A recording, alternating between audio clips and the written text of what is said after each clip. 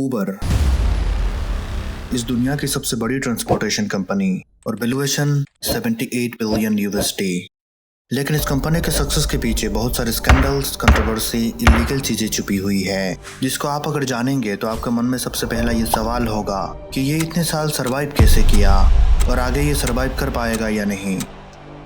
आज हम इस वीडियो में इसी चीज के बारे में बात करेंगे, तो क्या आप मेरे साथ हैं? अगर है तो चलिए शुरू करते हैं।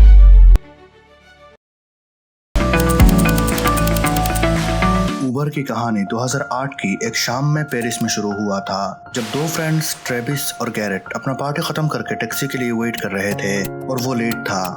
बाहर बहुत ठंडा था और ये दोनों फ्रस्ट्रेटेड हो चुके थे।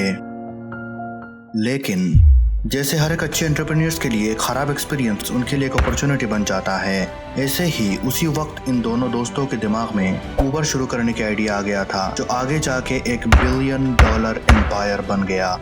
फिर 2010 में उबर कैब के नाम से शुरू हुआ और पहले कुछ महीना बहुत अच्छा चला, लेकिन प्रॉब्लम तब शुरू हुआ जब लोकल अथॉरिटीज ने इन्फॉर्म किया कि टैक्सी बिजनेस चलाने के लिए इनके पास खुद की कोई टैक्सी नहीं है, जो लॉ के खिलाफ है, जिससे उबर कैब टीम को फाइन और जेल भी हो सकता था। ये सुनकर टीम के सभी लोग टेंशन में आ गए, सिवाय एक इंसान के। वो था Travis Kalanick, the co-founder and CEO of the ride-hailing app Uber. इन्होंने बोला कि हम टैक्सी कंपनी नहीं बल्कि एक टेक्नोलॉजी कंपनी है और ये सभी रूल्स हम पे लागू नहीं होता। और फिर उबर कैब के नाम से कैब हटाकर उबर कर दिया। ऑब्वियसली इनको पता था कि इस बार तो बच गए, लेकिन इनके सोच के तरीका अथॉरिटीज को पसंद नहीं आएगा और इसलिए इससे बचने के लिए इन्होंने पहले से ही तैयारी शुरू कर दी है। ट्रेविस जानते थे कि अगर इनकी ऐप ज्यादा लोग इस्तेमाल करने लगेंगे तो लोकल अथॉरिटीज आसानी से उबर को शट डाउन नहीं कर पाएंगे। इसके लिए इन्होंने हजारों आईफोन्स फ्री में अपने ड्राइवर्स को और ज्यादा ट्रिप के लिए उनको कैश बोनस भी देना शुरू किया, जिसकी वजह से उबर को बहुत जल्दी नया ड्राइवर्स मिल गया। उसके बाद पैसेंजर्स लाने के लिए उनको पहला राइड फ्री में देना शुरू किया। इससे कंपनी को बहुत लॉस हुआ, लेकिन रैपिड ग्रोथ के लिए ट्रेविस ने यह तरीका जरूरी समझा और लकीली ये तरीका काम कर गया। यही तरीका अपनाकर उबर बाकी शहरों में एक्सपांड करना शुरू किया। जब तक अथॉरिटीज को पता चलता कि उबर क्या कर रहा है, उससे पहले ये लोग अपना एक लॉयल एक्टिव यूजर बेस बना चुके थे, जिनको उबर अपना सपोर्ट के लिए लोकल अथॉरिटीज के खिलाफ यूज करता था। जब लोकल अथॉरिटीज को एहसास हुआ कि उबर उनके साथ ज्यादा कोऑपरेट नहीं कर रहा है, तब इन्होंने उबर ड्राइवर्स के खिलाफ कानून और सख्त कर दिए। लेकिन तब तक उबर और ट्रेविस इनसे कई कदम आगे निकल चुके थे। ट्रेविस ने एक्स CIA, NSA और FBI एजेंट की मदद से एक सीक्रेट सिस्टम बनाया ताकि लोकल अथॉरिटीज इनको पकड़ ना पाए, और इसको नाम दिया ग्रे बॉल। ट्रेविस जानते थे कि ड्राइवर्स को पकड़ने के लिए लोकल अथॉरिटीज उबर ऐप को डाउनलोड करेंगे, तो इन्होंने अथॉरिटीज के लिए एक फेक ऐप बनाया, जिससे जब भी कोई लोकल अथॉरिटीज उसको यूज करता था तब मैप में कोई भी कार नहीं दिखाई देता और वो सोचते थे कि कोई भी इंसान उबर को यूज नहीं कर रहा। इसका मतलब ये ग्रेबॉल की तरीका भी काम कर गया। ऑफ कोर्स उबर ने ये मिशन 2017 तक सीक्रेटली चला रहा था, जब एक इन्वेस्टिगेशन के दौरान ग्रेबॉल के बारे में पता चला। लेकिन जब तक इसके बारे में पता चला तब तक उबर बहुत सारे सिटीज में लीगली ऑपरेट करने लग गया और इतना पॉपुलर हो गया था कि उसको शट डाउन करना बहुत मुश्किल था। ऐसे करके इस बार भी जीत गया, लेकिन उबर के सामने आने वाला प्रॉब्लम इससे भी बड़ा था।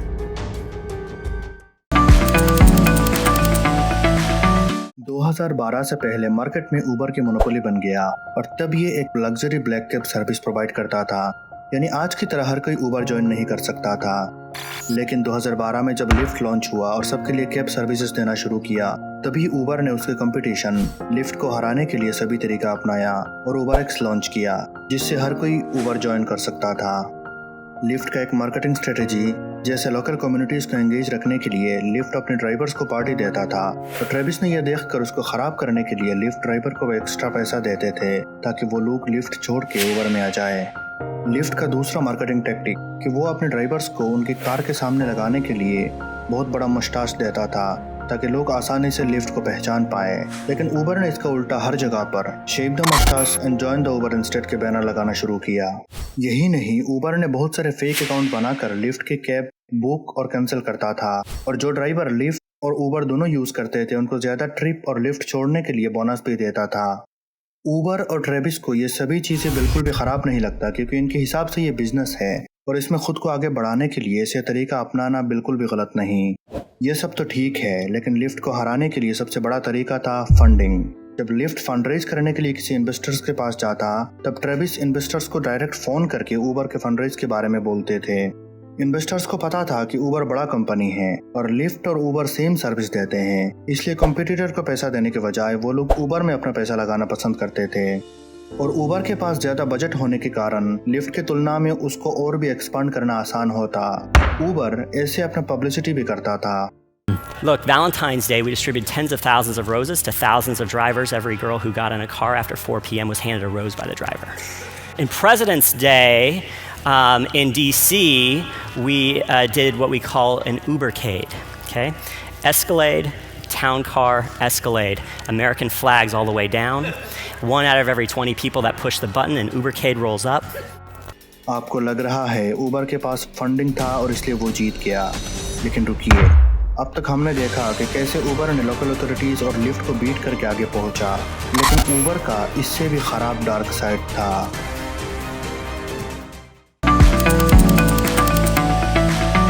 We're making drivers' lives a hell of a lot better. They're making a lot more money. They're making ends meet. They're living their American dream, and Uber's helping them do that. Riders are getting around town much more efficiently. I'm not sure who hurts from this. Uber की शुरुआती समय ये अपनी service से लोगों के दिलों में अपने लिए इतना जगह बना लिया था कि लोग ऊबर के लिए लोकल अथॉरिटीज से लड़ने के लिए तैयार थे। लेकिन काम के प्रेशर के कारण कुछ ड्राइवर्स ने जब आत्महत्या कर लिया और ऊबर के कुछ और काले कारनामे जैसे लोगों के पर्सनल डाटा का मिसयूज करना इत्यादि कारणों के लिए धीरे धीरे लोगों के दिल में ऊबर के बारे में एक नफरत पैदा होना शुरू हुआ और कई जगह यह नफरत प्रोटेस्ट के रूप ले लिया था।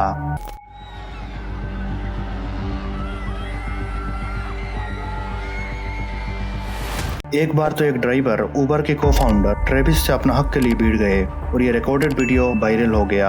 What you changed the whole business. What? You dropped the prices on black. Yes, you did. Did with $20. We started with $20. You know what? How much is the mile now? $2.75. You know what? What? Some people don't like to take responsibility for their. They blame everything in their life on somebody else. Email for town car. Good luck. Uber को लग रहा था कि local authorities, public backlash, कुछ drivers, competitors इत्यादि सभी चीजें उनके लिए खतरा है, लेकिन वास्तव में उनके खतरा खुद ऊबर ही था।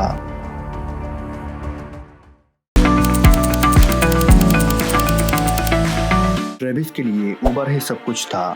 वो इस कंपनी को आगे बढ़ाने के लिए दिन रात मेहनत करते थे, अपने एम्प्लॉइज को इतना मोटिवेटेड रखते थे कि ये लोग भी ऊबर के लिए दिल लगाकर काम करते थे। Travis young and hungry entrepreneurs की एक टीम बनाना चाहते थे जो एक एक शहर में जाकर ऊबर को वहां सक्सेसफुल बनाने में मदद कर सकें। टारगेट पूरा करने पर शानदार पार्टी देना ऊबर की एक नया कल्चर बन गया। एम्प्लॉइज शुरुआती समय में अपना कंपनी के लिए मेहनत करने के बाद ग्रोथ को देखकर एक सेटिस्फेक्शन मिलता था, लेकिन बाद में इतना ज्यादा कंट्रोवर्सीज के कारण वो भी दुखी थे और काम में पहले जैसा जुनून नहीं बचा। ये लोग और भी फ्रस्ट्रेटेड हो गए जब ऊबर की सुजन फॉलर नामक एक एक्स एम्प्लॉई ने सेक्सुअल मिसकंडक्ट के लिए अपने कुछ सीनियर्स को ब्लेम किया। लेकिन जब धीरे धीरे और एम्प्लॉइज ने भी ऐसे एलिगेशंस लगाने शुरू किया, तब ट्रेविस ने जल्द ही एक्शन लिया और इन्वेस्टिगेशन के लिए एक टीम बनाया। रिपोर्ट में ऐसे 100 से भी ज्यादा केसेस सामने आया जिस चीज के बारे में ट्रेविस ने कभी सोचा भी नहीं। ऊबर की कल्चर अंदर से बहुत ज्यादा टॉक्सिक हो चुका था। इन सभी कंट्रोवर्सीज और प्रेशर के कारण ट्रेविस अंदर से टूट चुके थे और बिल्कुल उसी समय एक बोट एक्सीडेंट में उनकी माँ बहुत ज्यादा इंजर्ड और पिता की मौत हो गया। उस इंसिडेंट के कुछ समय बाद यानी जून 2017 में ट्रेविस ने अनाउंस किया कि सेल्फ इम्प्रूवमेंट के लिए वो कुछ समय के लिए ऊबर से लीव ले रहे हैं, लेकिन ऐसा नहीं हुआ। इन्वेस्टर और बोर्ड मेंबर के प्रेशर के कारण ट्रेविस ने ना चाहते हुए भी सीईओ के पद से रिजाइन देना पड़ा। उस समय उनको अंदर से बहुत ज्यादा दुख हुआ और ये सही भी था। अगर ट्रेविस ना होते तो ऊबर शायद आज के जितना बड़ा एम्पायर नहीं बन पाता। एक कंपनी जो पेरिस के एक शाम में शुरू होकर $1 बिलियन एम्पायर बनने के बाद ट्रेविस को निकाल दिया गया और उनकी राइड यहीं पर खत्म हो गया।